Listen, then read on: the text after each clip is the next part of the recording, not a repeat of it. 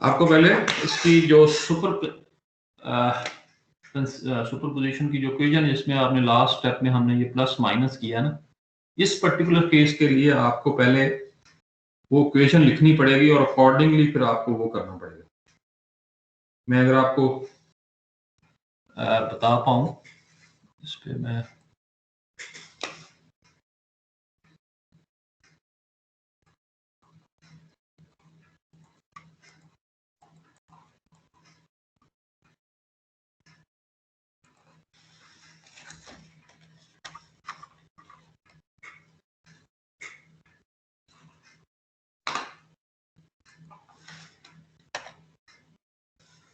आप देख रहे हैं कर्सर जहां पे है? Yes sir. Okay, let's say ये टोटल सेटलमेंट ST में इसको लिखा, इसके बराबर होगी settlement of layer 1 using E value of 50 plus settlement of 1 and 2 layer using E value of 75 minus settlement of 1 using E value of 75 plus settlement of 1, 2 and 3 using E value of 100 minus settlement of 1 and 2 using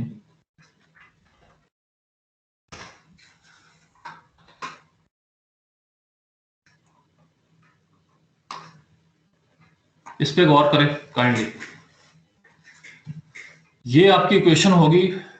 हमने क्या कहा कि first आपका जो trial होगा for the first layer होगा 5 metres की और 2 मीटर के ऊपर आपकी फाउंडेशन है, तो जो कंप्रेसिबल जोन है 3 मीटर्स का होगा ना पहली लेयर के लिए। Yes sir. ठीक है जी। तो पहला तो आप ये मालूम करेंगे कि पहली लेयर को अज्यूम करें और उसकी E की वैल्यू जो दी हुई है 50 वो लेके सेटलमेंट मालूम करें उसकी कंप्रेसिबल लेयर की थिकनेस 3 मीटर लेते हुए। तो ये S150 ब्रैकेट में जो लिखा है ना, इसका ये मतलब है। प्लस अब क्या करेंगे, हम सेटलमेंट पहली और दूसरी लेयर की ज्वाइंटली मालूम करना चाह रहे हैं, जिसको मैंने सेटल S12 लिखा हुआ है। इसका मतलब 1-2 का मतलब है कि दोनों लेयर्स को मैं कंसिडर कर रहा हूं और मैं E की वैल्यू क्या ले रहा हूं 75, जो दूसरी लेयर की थी उसको मैंने दूसरी लेयर को ऊपर स्ट्रेच कर दिया है up to the base of the footing और मैंने उसकी 75 ली है। तो इसकी सेटलमेंट आप मालूम करेंगे तो इसका जो जोन हो जाएगा टोटल वो 3 ऊपर वाला और 5 नीचे 8 मीटर्स का हो जाएगा। इसमें जो इफेक्ट ऐड हो गया पहली लेयर का विद 75 E वैल्यू वो मैं माइनस करना चाह रहा हूं, माइनस S1 75। पहली लेयर की आप सेटलमेंट मालूम करेंगे जैसे आपने फर्स्ट स्टेप में किया था, लेकिन E को 75 लेके तो वो माइनस हो जाएगा। प्लस आखिरी स्टेज में मैं क्या कर रहा हूं, तीसरे केस में जो थर्ड लेयर है उसको मैंने स्ट्रेच करके बेस तक ले गया। तो S1 2 3 तीनों लेयर्स इकट्ठी कर ली मैंने और उनकी E वैल्यू मैंने 100 यूज कर रहा हूं। ये मेरे पास एक जवाब आ गया इसका। उसके बाद जो पहली 2 लेयर ज्वाइंटली इसमें आ गई हैं जिसकी 100 यूज हो गया है E की वैल्यू, वो इफेक्ट माइनस करना है S12 into 100। तो ये आपके पास 1 2 3 4 5 सेटलमेंट्स आप अलग-अलग निकालेंगे और इस क्वेश्चन के मुताबिक इसको प्लस माइनस करके जो जवाब आएगा वो आपका सेटलमेंट होगी। सर जी जी सर ये जो थर्ड वैल्यू है S1 2 3, जब उस पे 100 निकालेंगे माइनस S1 to E100 लेके सर फिर S-S1 भी नहीं करेंगे?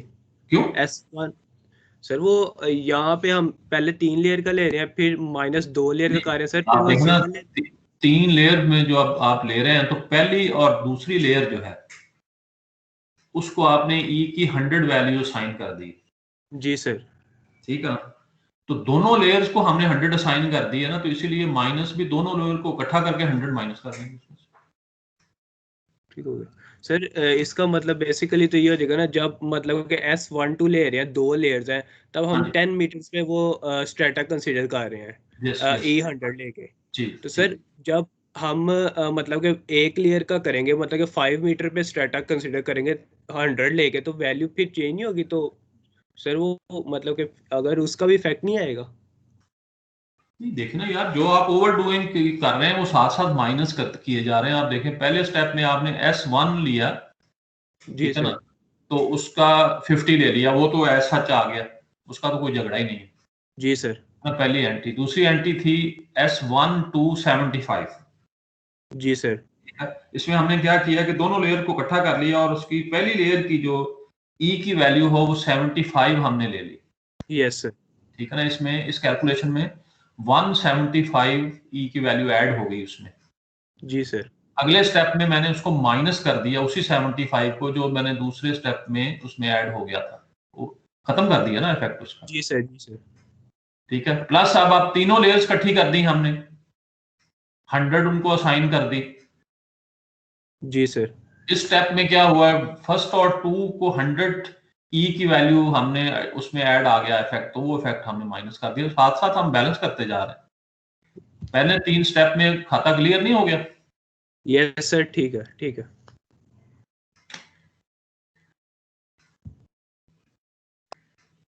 बाकी लोगों को, किसी को कोई मसला है तो मुझे तो लगता है वैसे तुम ही हो साथ मेरे।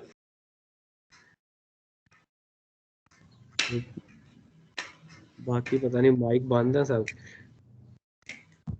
मुझे तो लगता है कि वो मौज बल्ला कर रहे हैं बैठ के, प्रोफेसर साहब को लगाया हुआ है। नहीं, चले, क्या कहा जा सकता है। तो ये प्रॉब्लम आपने सॉल्व करना है।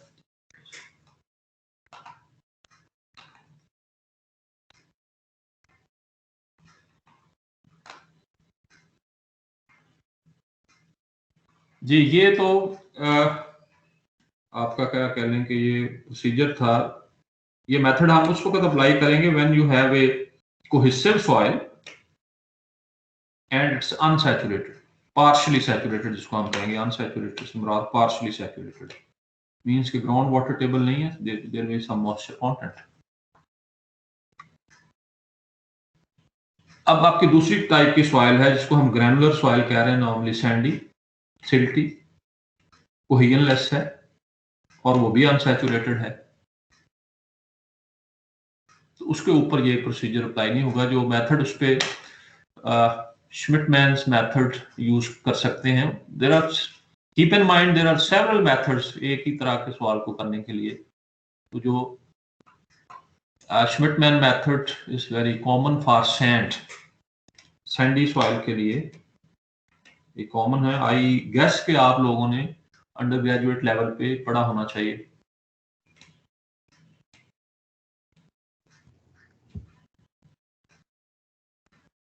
मेरा गेस ठीक है या नहीं? जी सर, ठीक है। तो फिर तो मेरा ख्याल है कि जी सर। चलें, just to revise, Schmidtman's 78 developed settlement method for spread footings on granular soil. This method is very useful when CPT data along the depth of the subsoil is available for evaluation of ES. Can be used with reasonable accuracy for other in situ tests like SPT or other tests to give ES. तो actually पिछले method में भी जो आपकी settlement की accuracy का level है वो डिपेंड करेगा आपकी estimation of E, how accurately you can estimate the E value. तो वो कह रहा है कि ये मेथड बहुत रीजनेबल एक्यूरेसी के साथ यूज किया जा सकता है if you have a good way to estimate elastic modulus. अगर आपको याद हो, we were talking about different in situ test. One of the test was CPT, cone penetration test. अगर आपको याद हो कोन पेनिट्रेशन किस तरह का, एक कोन पेनिट्रोमीटर है, तकरीबन 60 डिग्री की कोन है, उसके ऊपर एक स्लीव है, and you connect it rod and you push it into the ground. It gives two resistance to the ground. One, the resistance at the tip, जो टिप के नीचे रेजिस्टेंस आ रही ग्राउंड की, जिसको हम QC कहते हैं, और एक जो स्लीव है उसकी फ्रिक्शन के साथ, सरफेस के साथ कितनी फ्रिक्शन डेवलप हो रही है, that is known as FSR, friction, frictional resistance. तो ये दो सेपरेटली फ्रिक्शन आप सेंसर लगे होते हैं, और directly you can record it in your PC, और वो कॉन्टिन्यूस रिकॉर्ड है सरफेस से लेकर नीचे तक। इट मींस के QC जो है, टिप है, वो एक्चुअली ग्राउंड की रेजिस्टेंस है, और वहां से हम E को रिलेट कर सकते हैं। तो CPT का मतलब ये है कि आप सरफेस से लेकर कॉन्टिन्यूसली E की वैल्यू मालूम कर सकते हैं। This is very good way. आपको पता है कि अगर हम 1-1 मीटर पे इंटरवल करेंगे तो बीच में ग्राउंड की कंसिस्टेंसी चेंज हो सकती है। तो CPT test is the test which gives continuously record. तो E की वैल्यू मालूम करने के लिए वो कह रहा है कि CPT अगर डाटा हमारे पास हो तो this method is very good, useful. E की वैल्यू कैसे निकालेंगे इस टेस्ट में, ये नीचे आप अगर देख रहे हैं, ES can be taken as 2.5 to 3.5 QC। ये QC जो है वो है आपका कोन रेजिस्टेंस। ये E जो है वो फुटिंग की शेप के ऊपर भी डिपेंड करेगी कि आपका लोडेड एरिया की शेप किस तरह की है। वही सॉइल है, स्केयर फुटिंग के लिए E डिफरेंट होगी, और क्योंकि जो आपका जो फुटिंग की जो शेप है, that also effect the loaded area को नीचे, रेजिस्टेंस भी उसकी इफेक्ट होगी। तो वो कह रहा है कि एक्सिसिमेट्रिक केस में 2.5 टाइम QC E की वैल्यू ली जा सकती है, और for plane strain case which is for stiff footing, continuous footing जो है उसमें 3.5। तो कम सेटलमेंट होगी आपकी जो स्टिफ फुटिंग है, जो रेजिस्टेंस ज्यादा ऑफर होगी स्टिफ फुटिंग के केस में, और स्केयर फुटिंग के केस में सेटलमेंट का लेवल ज्यादा होगा और रेजिस्टेंस कम होगी। तो ये इस तरह से हम E की वैल्यू सिलेक्ट कर सकते हैं। ये टोटल आपकी इक्वेशन है, जिसको आपने मुख्तलिफ पैरामीटर्स को 1 by 1 करके एवेल्युएट करके सम अप कर देना है। Settlement S stands for SI आप कह लें इसको, वही immediate settlement. C1, C2, C3, these are 3 correction factor आप कह लें, मुख्तलिफ फैक्टर्स हैं, इनटू Q प्राइम। ये नेट फुटिंग प्रेशर है, like in the previous case. उसके बाद हमें 3 पैरामीटर्स का प्रोडक्ट लेना है, IZ into delta Z over ES, और मुख्तलिफ लेयर्स के लिए ये तीनों चीजों का प्रोडक्ट मालूम करके उनको सम करना है। ये क्वेश्चन है, और you will apply, that is the problem. 3 factors C1, C2, C3, they are calculated like this, लिखा हुआ है। C1 is known as embedment factor or depth factor, equal to 1 minus 0.5 sigma naught prime over Q dash। Sigma not prime जिसको मैंने लिखा हुआ, notation मुख्तलिफ जगहों पे मुख्तलिफ हो सकती हैं। ये क्या चीज है? This is the overburden pressure at the footing depth, ये लिखा भी हुआ, effective overburden pressure at footing depth, gamma DF आप कह लें दूसरे लफ्जों में, ये sigma not prime gamma DF, overburden pressure up to the footing base level. Q dash is the net footing pressure जिसके अंदर हम सेटलमेंट निकाल रहे हैं, तो ये C1 है। Then is the C2 known as a time factor, इसको क्रीप फैक्टर भी कह देते हैं बाज़ दफा।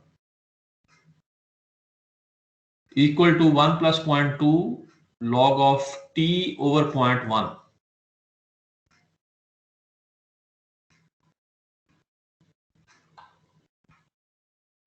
T, small t is the time for which we are finding the settlement. Creep time, ये हमें मालूम करना मीन्स का हम सेटलमेंट चूंकि with the passage of time even elastic settlement है तो टाइम का इफेक्ट तो है, ठीक है। आहिस्ता आहिस्ता क्रीप जैसे होती है, आप सस्टेन लोड रखते हैं तो मटेरियल में आहिस्ता आहिस्ता सेटलमेंट होती जा रही है। इवन मेजर सेटलमेंट इमीडिएटली हो जाएगी जो नाम इंडिकेट करता है, but still there is effect of time. तो टाइम इमीडिएट, इसके मुख्तलिफ लेवल आप फिक्स कर सकते हैं। एक हमारा जो सेटलमेंट हम देखना चाह रहे होते हैं उसको हम कहते हैं इमीडिएटली आफ्टर द कंस्ट्रक्शन। जब आपने एक बिल्डिंग बना रहे हैं तो जब बिल्डिंग मुकम्मल होगी, when you have applied all the load in place, तो वो जो कंडीशन है it is referred to as immediately after the construction. इस क्वेश्चन को एवेल्युएट करने के लिए C2 को मिनिमम जो टाइम हमें रखना है वो 0.1 रखना है। तो minimum time used in this parameter is small t is equal to 0.1 year. तो t जो है वो करीब टाइम है और वो ईयर्स में है। तो इमीडिएट कंडीशन के लिए इमीडिएट आफ्टर द कंस्ट्रक्शन, अगर आपको कहा जाए कि सेटलमेंट मालूम करनी है इमीडिएटली आफ्टर द कंस्ट्रक्शन, तो टाइम कितना रखेंगे हम? 0.1 ईयर। 0 से 0.1 ईयर, क्योंकि इसको एवेल्युएट करने के लिए t की वैल्यू 0.1 होगी तो तब ये एवेल्युएट होगा, अदरवाइज नहीं। तो मिनिमम टाइम जो हमने रखना है वो 0.1 ईयर है।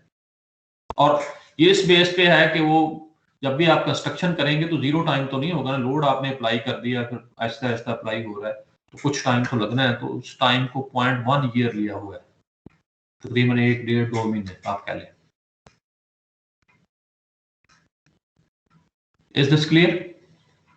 और उसके बाद जब कंस्ट्रक्शन हो गई है तो आपका दिल चाहता है 5 इयर्स के बाद सेटलमेंट कितनी होगी, तो C2 कैलकुलेट करें आप 5 इयर्स, 10 इयर्स, 50 इयर्स, जो भी आपने टाइम रखना है। तो नॉर्मली जो हम सेटलमेंट का लेवल मालूम करना है, जब हम कहते हैं हमने सेटलमेंट मालूम करनी है अंडर दिस बिल्डिंग, तो हम 5 इयर्स का टाइम अज्यूम करते हैं टोटल सेटलमेंट देखने के लिए। Immediately after the construction 0.1 year, लेकिन उस वक्त तक सारी सेटलमेंट नहीं हुई होगी, कुछ सेटलमेंट अभी आ रही होगी। तो इसलिए जो टोटल सेटलमेंट अगर हम इमीडिएट सेटलमेंट मालूम करना चाह रहे हैं अंडर द फाउंडेशन, तो generally we take T as 5 years, unless it is stated, आपको कहा गया है प्रॉब्लम में कि भी आप 10 इयर्स के लिए करें, 50 इयर्स के लिए।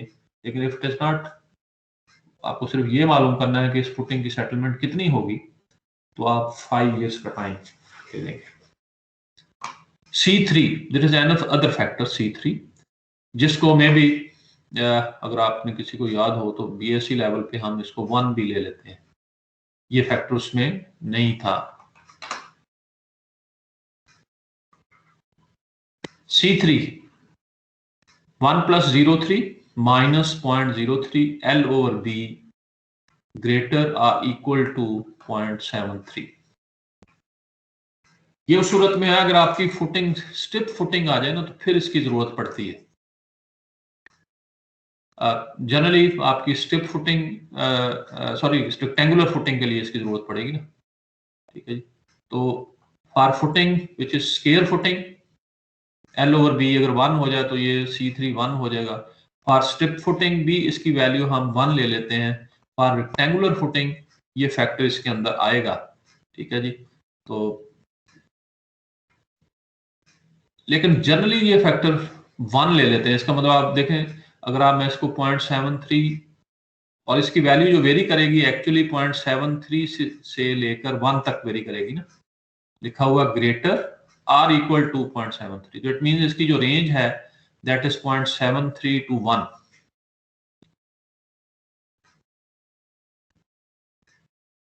तो इसको जनरली 1 ले लिया जाता है। जहां पे अगर मैं 1 प्लेस कर दूंगा हायर वैल्यू तो सेटलमेंट आपकी ज्यादा आएगी and this will be conservative. तो मोस्ट ऑफ द टाइम इसको हम 1 भी ले लेते हैं, लेकिन एक्चुअली ये भी एक फैक्टर है। Q dash net footing pressure, जो पीछे बात हो चुकी, सिग्मा नॉट मैंने बता दिया। इसमें जो एक आई जी फैक्टर है, ये थोड़ा कॉम्प्लिकेटेड फैक्टर है, this is known as a strain influence factor at depth Z below the footing base. I Z footing base से लेकर किसी भी लेवल पे जाके हम ये इसकी वैल्यू हमें चाहिए, स्टेन इन्फ्लुएंस फैक्टर। ये बता रहा है कि फुटिंग के बेस से नीचे at any level what is strain level. ठीक है ना, आपको पता है कि जब भी हम सेटलमेंट की बात करते हैं, बेस से लेकर जो नीचे तक इन्फ्लुएंस जोन है, उसमें जो सेटलमेंट होने का जो रेट है वो सेम नहीं। फुटिंग के नीचे इमीडिएटली प्रेशर ज्यादा है, वहां ज्यादा स्टेन आ रही है, जैसे जैसे आप नीचे जाते जाएंगे स्टेन कम होती जा रही है। ठीक है, एक लेवल के बाद 2B, जिसको हम इन्फ्लुएंस जोन कहते हैं, then we assume that the strain become 0।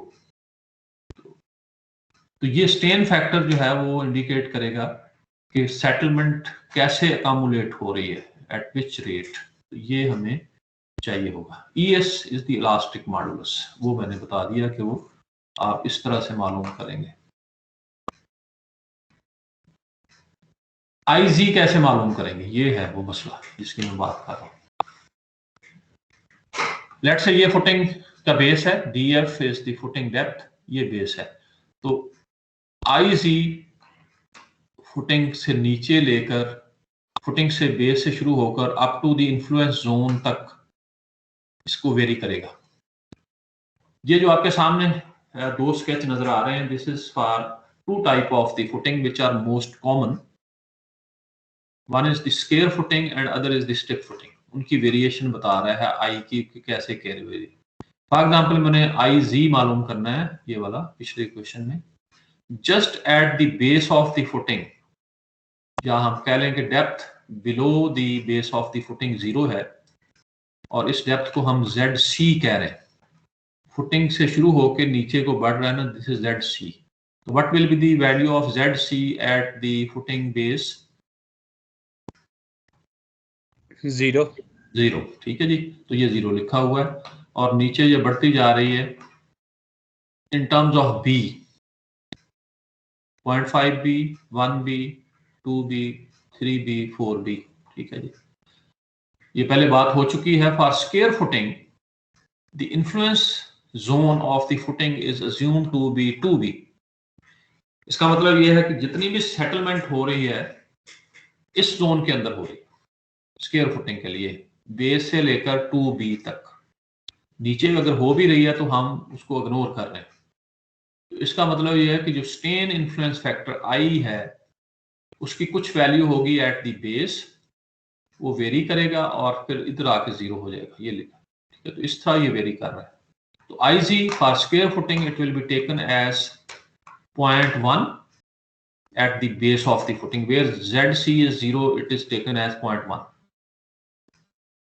Then it is linearly increasing and it goes to a maximum value which is known as IG peak. ये peak है, ये IG की वैल्यू है इस तरफ को, और जो मैक्सिमम वैल्यू इस फिगर में this is referred to as IG peak। वो वैल्यू कितनी होगी वो इस इक्वेशन से हम निकालेंगे। इस इक्वेशन से वो 0.7 के करीब 0.71, 0.72, whatever it this equation will give, that we will use। और ये वैल्यू कहाँ पे पीक पे पहुंचेगी? below the base of the footing it will be reaching to peak at a level of 0.5B। Square footing के case में IG peak कहाँ पे अकर होगी? 0.5B पे, 0.5B के ऊपर, और यहां से फिर लीनियरली वापस 2B पे 0 हो जाएगी। इट मींस कि इट हैज टू लेंथ्स, 0.1 से IG पीक तक जाती है लीनियरली, और फिर इस पीक से लेकर वापस 0 तक जाती है लीनियरली, और बीच में इसकी जो वैल्यू है वो हम इंटरपोलेशन से मालूम कर सकते हैं, या इसकी इक्वेशन उसने दी हुई है, वो ये इक्वेशन लिखी भी हुई है, अगर आप देख सकते हैं। Is this clear, this equation? Yes sir. कि किसी भी लेवल के ऊपर other than ZC0 and ZC2B, that is 0.1 plus ZC के बेस से नीचे आप कितनी दूर नीचे हैं, over B/2 into I peak, जिसको IZ पीक लिखा हुआ है -0.1। तो इट मीन्स के ZC0 से लेकर अप टू 0.5B मैं IZ की वैल्यू मालूम कर सकता हूं यूजिंग दिस अपर इक्वेशन। ये इसकी जो इक्वेशन है इसको यूज करके मैं ये मालूम कर लूंगा। उसके बाद पीक के बाद ये वैल्यू इस तरफ को आनी शुरू हो गई, और किसी भी लेवल के ऊपर between ZC equal to 0.5 up to 2B IZ की value will be governed by this equation, 2/3 IZ peak into 2 minus ZC जो आपकी डेप्थ होगी ओवर B। ये आपकी स्केयर फुटिंग का केस है, तो इस तरह मालूम होगा। अगर आपकी स्केयर फुटिंग स्टिप फुटिंग है तो ये डॉटेड लाइन वाली इक्वेशन वेरिएशन है IZ की, बिल्कुल सेम पैटर्न, बट आप देख सकते हैं यहां से कि जो स्टिप फुटिंग के लिए जो वैल्यू होगी IZ की एट ZC0 यानी फुटिंग के बेस के ऊपर, दैट विल बी 0.2। स्केयर के केस में 0.1 थी, इस केस में 0.2 थी। इसका भी IZ पीक लेवल आएगा, और वो कहां पे आएगा, 1B लेवल के ऊपर। स्टिप फुटिंग के केस में this level will be achieved at 1B, और यहां से वापस 4B पे 0 होगा। और ये आपको पता है कि स्टिफ फुटिंग के केस में जो इन्फ्लुएंस जोन है वो 4B लिया जाता है। और इसी तरह से ये दो लिम्स जो हैं, इसमें अगर IZ की वैल्यू मालूम करनी है तो आपके पास ये इक्वेशन होगी, और इस केस में हो तो ये इक्वेशन होगी। ठीक हो गया। IZ पीक कैलकुलेट करने के लिए ये इक्वेशन है। इसमें क्या चीजें शामिल हैं, 0.5 प्लस 0.1 इंटू Q डैश, ये हमें पता है, ये फुटिंग का प्रेशर है। ये एक नई चीज है, delta sigma VP dash, effective overburden pressure at a depth of 0.5B for square footing and at a depth of B for stiff footing।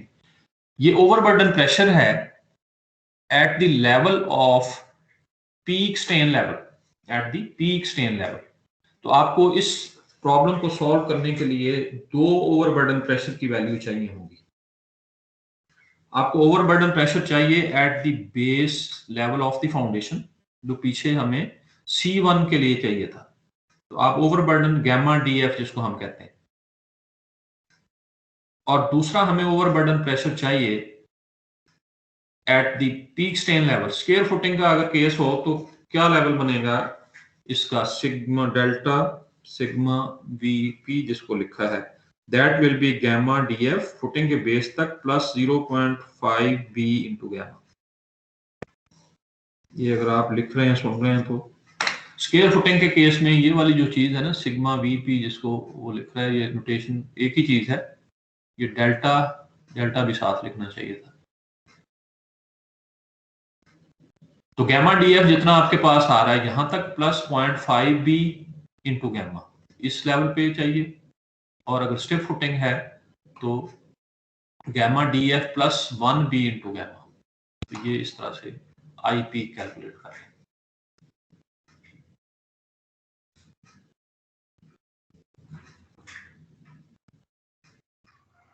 Yes sir. Okay यार, कोई ना कोई बोल दे रहा करो ताकि मैंने पता लगे तुसी है कि ये ना हो स्टेज पे सारे किसी वक्त चले गए तो मैं। Yes sir. Okay thank you. ये IZ का मसला हमने सॉल्व कर लिया। ओके आई जस्ट आपने ये प्रॉब्लम सॉल्व करना है तो स्टेप्स आप क्विकली अगर लिख लेना तो कैलकुलेट C1 C2 C3, ठीक है। पहला C1 मालूम करें, C2 मालूम करें, C3 उस वक्त आपको चाहिए अगर रेक्टेंगुलर फुटिंग है। अगर आपकी स्क्वायर फुटिंग है, आपकी स्ट्रिप फुटिंग है, take C3 as 1। Okay, decide about Q dash, कि आपका नेट फुटिंग प्रेशर क्या है, वो आपको बताया होगा, या अगर ना बताया हो ना तो जो प्रेशर दिया हुआ है उसको आप नेट अज्यूम कर सकते हैं। उसका इफेक्ट आप सोचें क्या होगा कि अगर मैं ग्रॉस को नेट ले लूं तो क्या उसका इफेक्ट क्या पड़ेगा सेटलमेंट पे।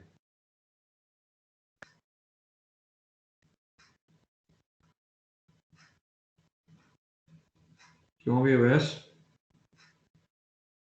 सर ये आएगी, एक मिनट, ग्रोस मैंने नेट नहीं, ग्रॉस जो दिया हुआ था 200 ग्रॉस था, मैंने वो गलती से वही ले लिया है सेटलमेंट कैलकुलेट करते हुए, और अगर मैं नेट करता तो वो 200 से कम होता यस सर, तो सेटलमेंट पे क्या फर्क पड़ेगा? सेटलमेंट ज्यादा सेटलमेंट ज्यादा आ जाएगी, क्योंकि ज्यादा सेटलमेंट आना खतरनाक है या ठीक है? ठीक है, वर्स्ट केस है ना। वो मैं यार पॉइंट ये करना चाह रहा हूँ कि कंजर्वेटिव होंगे, अगर आप प्रेशर आप ज्यादा ले लेंगे ना तो सेटलमेंट ज्यादा आ जाएगी। आप ज्यादा सेटलमेंट एस्टिमेट कर रहे हैं तो ये सेफ हुआ, ये सेफ हुआ। इसलिए ये मैं कह रहा हूँ कि if it is not clarity के साथ पता हो तो you may take the gross pressure as the settlement के लिए जो प्रेशर यूज करना है। एनीवे, फॉर दिस कैलकुलेशन आपको पता होगा कि फुटिंग के ऊपर ग्रॉस प्रेशर है तो उसमें से माइनस कर लें। तो C1, C2, C3 हो गया डिसाइड। Q डैश के बारे में डिसाइड कर लें। उसके बाद आप मालूम करें overburden pressure at footing depth, gamma DF आ जाएगा। Then you determine overburden pressure at peak strain level. अगर आपकी स्केयर फुटिंग है तो वो जो है वो डेल्टा सिग्मा V P जिसको वो कह रहे हैं वो मैंने अभी लिखाया था, किसके बराबर होगा? Gamma DF plus 0.5 B gamma. ठीक हो गया। और अगर ये स्ट्रिप फुटिंग हो तो वो ओवरबर्डन प्रेशर उस लेवल पे क्या आएगा? Gamma DF plus 1 B gamma, है ना? ठीक है। अगले स्टेज में यू डिटरमिन IG पीक, ये मालूम कर। पहुंच गए यहां तक? जी सर। ठीक है जी। अब वापस क्वेश्चन पे देखें, हमने C1 मालूम कर लिया, 2 मालूम कर लिया, 3 मालूम कर लिया, Q डैश अगर हमने मालूम कर लिया तो अब मसला है इनका। ये देखें IG delta Z ES, actually ये क्या चीज है?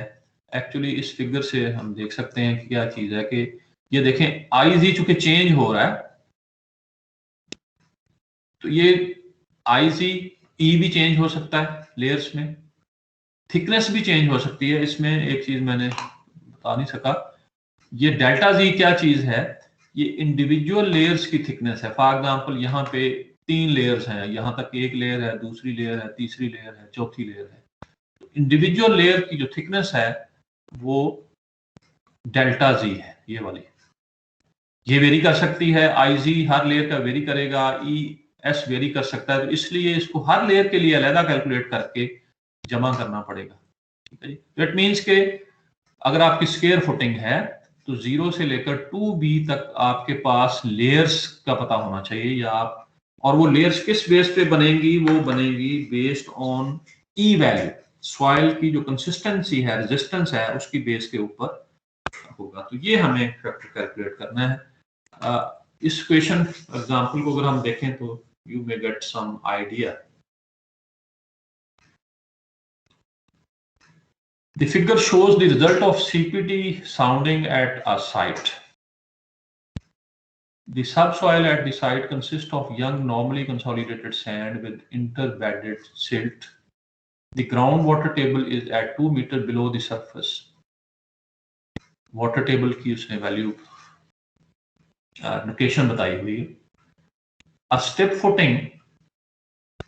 footing I 2.5 into 3 meters is to be founded at 2 meters below the surface and will be loaded with gross bearing pressure of 200 kilopascal.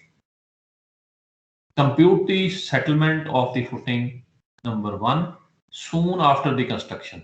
So we'll take the time as 0.1 year for this case. After 5 years, T will be taken as 5 years. After 50 years, T will be taken as. तो तीनों cases में क्या फर्क पड़ेगा? Basic equation में आ जाए, कुछ और फर्क नहीं पड़ेगा, C2 पे फर्क पड़ेगा।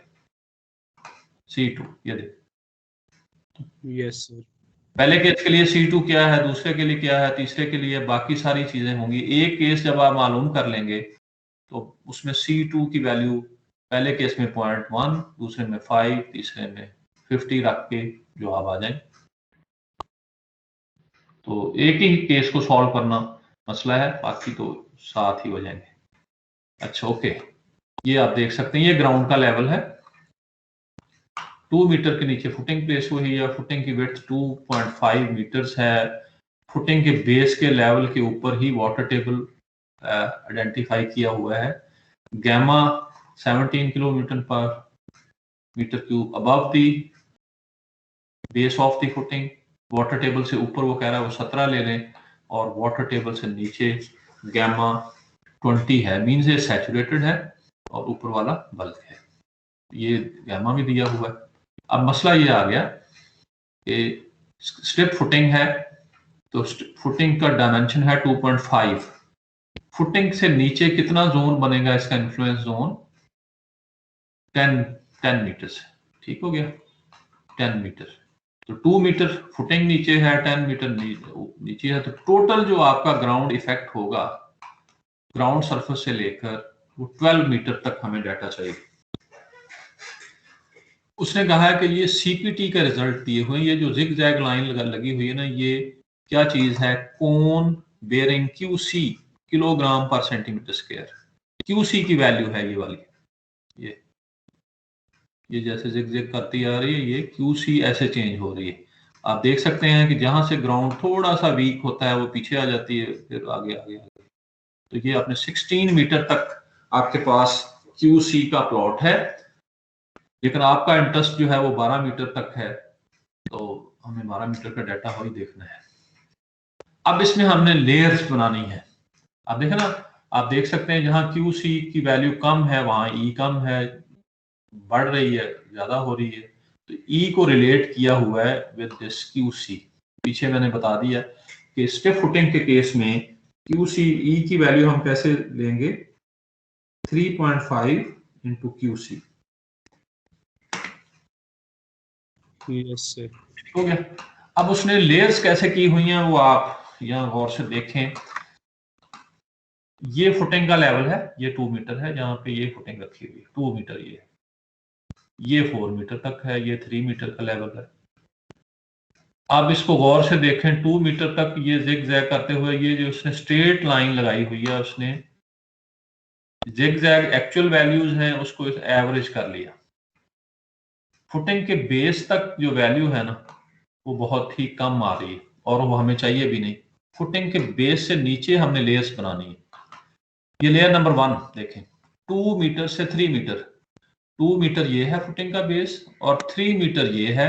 उसमें अगर आप गौर से देखें तो ये वैल्यू इधर ही फ्लक्चुएट करनी है। उसके बीच में आपने ये लाइन, सीधी लाइन एक लगा दी, ये एवरेज मैंने कर दी है। इसको नीचे आके अगर पढ़ लें तो ये वैल्यू यहाँ पे हाफ के करीब बन रही है, 40 और 0 के दरमियान। तो कितना अप्रोक्सीमेट करेंगे हम इसको? 20 किलोग्राम पर सेंटीमीटर स्क्वायर। तो ये वैल्यू निकाल के लिख ली कि पहली लेयर जो 2 मीटर से शुरू होकर तकरीबन 3 मीटर तक जा रही है, और उसकी जो एवरेज क्यूसी वैल्यू है वो 20 है।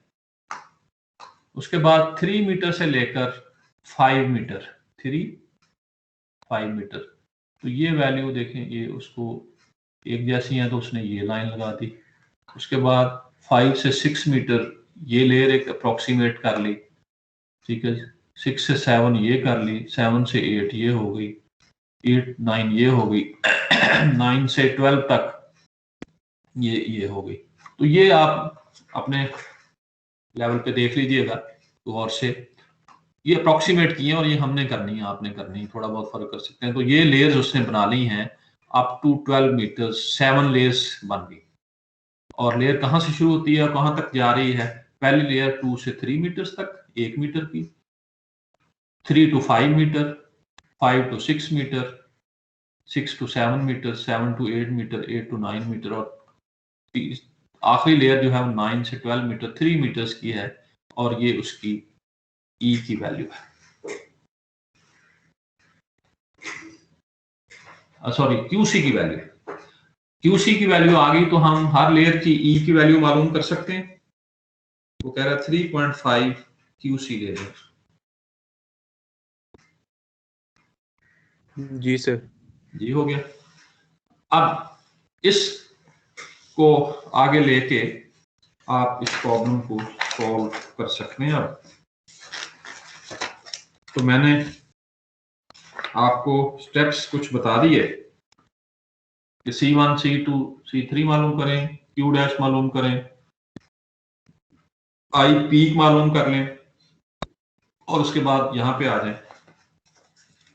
और ये जो प्रोडक्ट है पिछले केस में, ये वाला, ये summation of IZ into delta Z ES, इसको कैलकुलेट करने के लिए आप एक टेबल बना लें। अगर आप बनाएं तो मैं बोल देता हूं।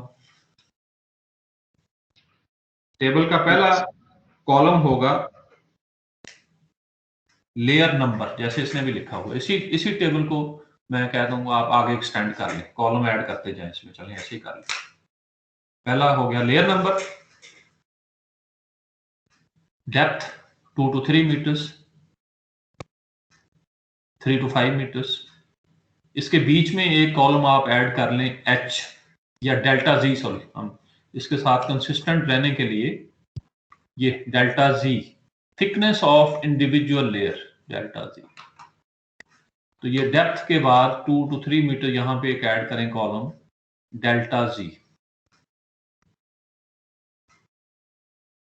क्या आएगा पहले का डेल्टा Z, पहली लेयर का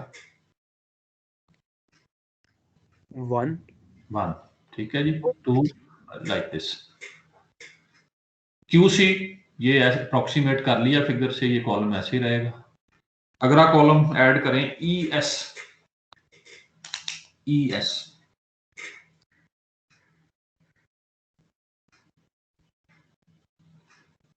प्लास्टिक मॉडुलस,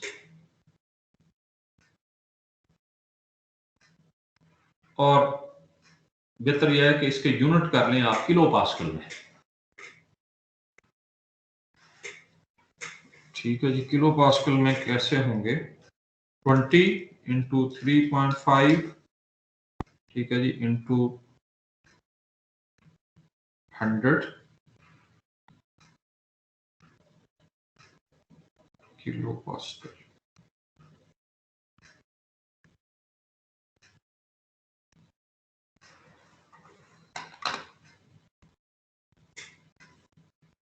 जी 100, आप कह लें कि जो है ना आपकी 1 किलोग्राम पर square centimetre, it's equal to 100 kilo pascal. तो 100 से मल्टीप्लाई कर दें आप इसको, तो ये कॉलम ऐड होगा आपका, कैलकुलेट हो जाएगा। ई वाला कॉलम कैसे ऐड करेंगे? 3.5 इंटू QC जो कि किलोग्राम पर सेंटीमीटर स्क्वायर में है, into 100। Got this point? Yes sir. ये किलो पास्कल में आ गया, क्योंकि हमारा B मीटर्स में है, लोड किलो न्यूटन में है, तो इसको E को हमने किलो पास्कल में कर लिया। अगला कॉलम आप बनाएं ZC।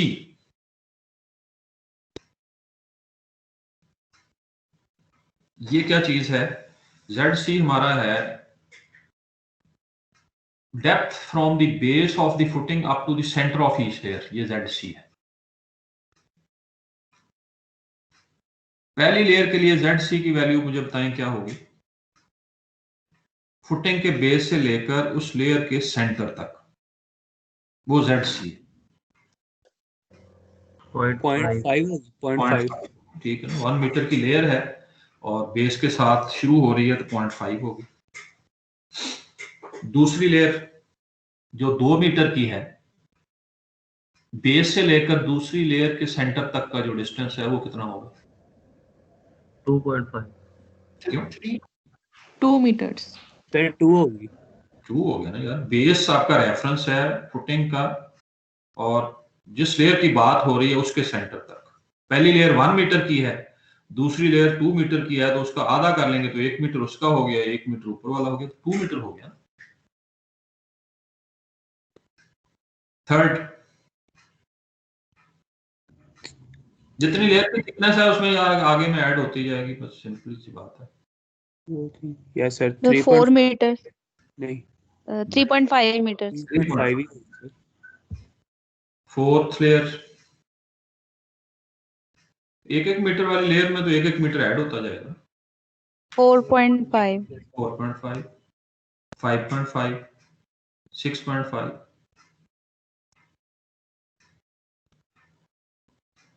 और आखिरी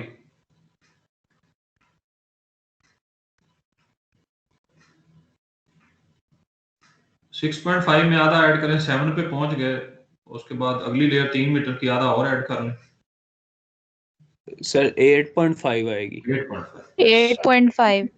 ठीक हो गया जी, 8.5। ओके, अगला कॉलम जो है ना वो है आईजी। आईजी, अब हमें आईजी की वैल्यू चाहिए हर लेयर के सेंटर पर।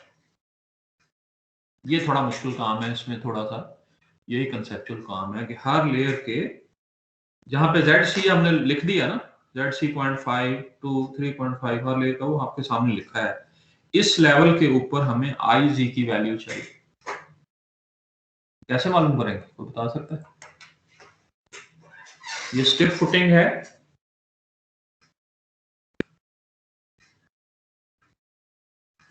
कैसे मालूम करेंगे? You are MSc student not be, तो बड़ा सिंपल बात। पहले आप ये डिसाइड करें, ये वेरिएशन है ना जो डॉटेड लाइन है, पहले आप ये डिसाइड करें कि आपका जो जेड सी है उस लेयर का, वो 1b से कम है या ज्यादा है। आपने ये देखना है कि आप इस लिम्ब पे हैं या इस लिम्ब पे, पहले तो ये डिसाइड कर लें। अब 1b इस पर्टिकुलर केस में कितना बनता है?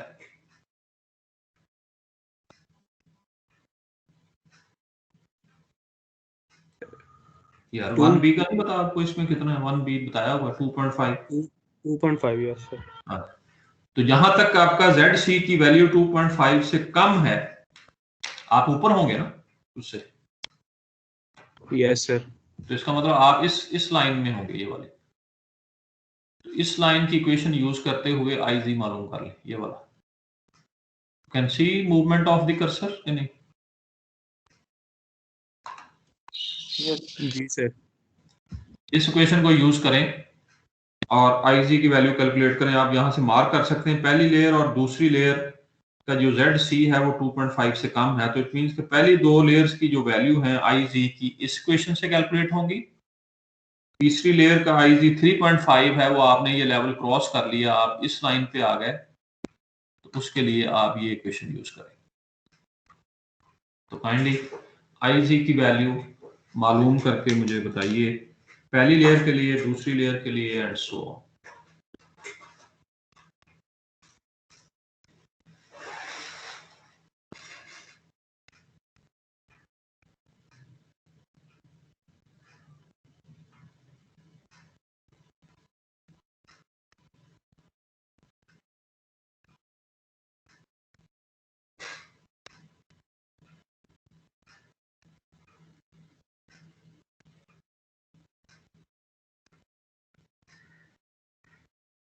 It's not so lengthy, Wes. Sir मैं कर रहा हूँ। वैल्यू बताओ ना क्या है, पहली लेयर के लिए आई जी की वैल्यू क्या है?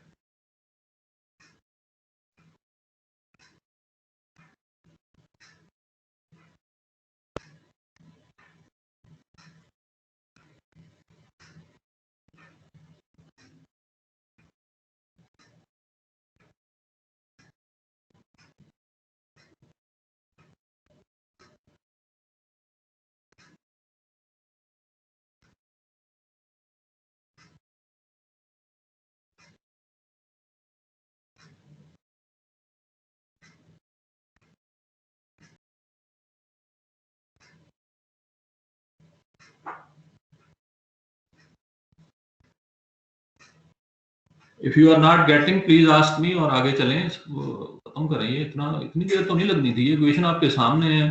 ZC की वैल्यू 0.5 है, B नोन है, I पीक, अच्छा I पीक नहीं कैलकुलेट किया होगा अभी आप। यस सर, आई पीक भी कैलकुलेट करना है। Okay okay okay, I peak calculate नहीं हुआ होगा।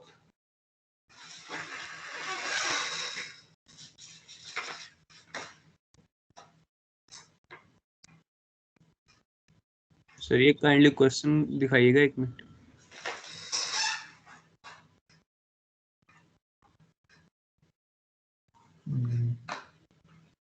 Yeah.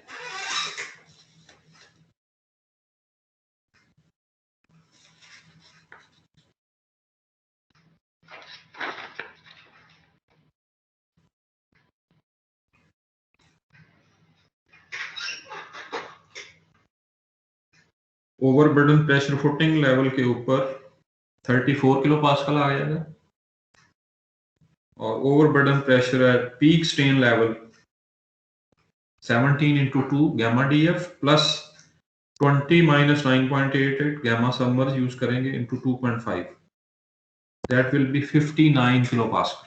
ये मैं बात कर रहा हूँ overburden pressure at peak strain level 59 kilo pascal.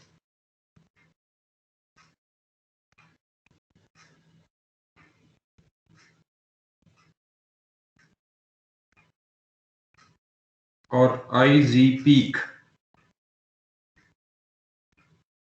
आ जाएगा 0.5 प्लस 0.1 अंडर रूट 200, जो कि ग्रॉस प्रेशर है, उसमें से -34 आ जाएगा ओवर 59, और ये वैल्यू आ जाएगी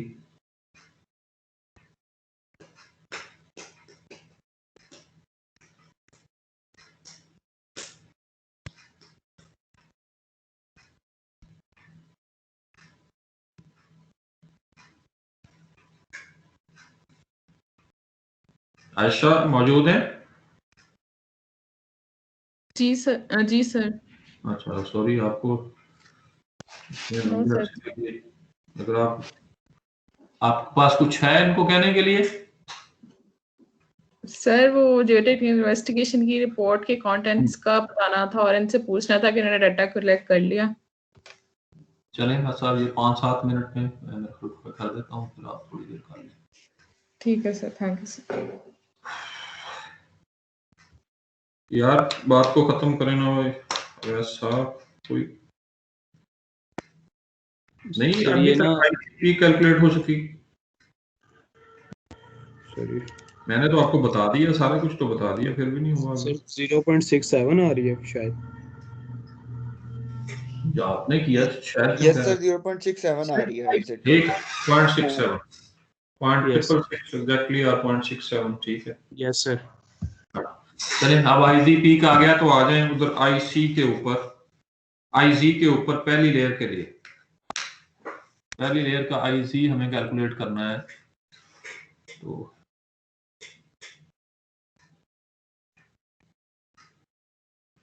एक वैल्यू कैलकुलेट कर लें, फिर बाकी बेशक बाद में करते रहिए, ताकि आप मुझे पता चल जाए कि आप ट्रैक पे चढ़ गए।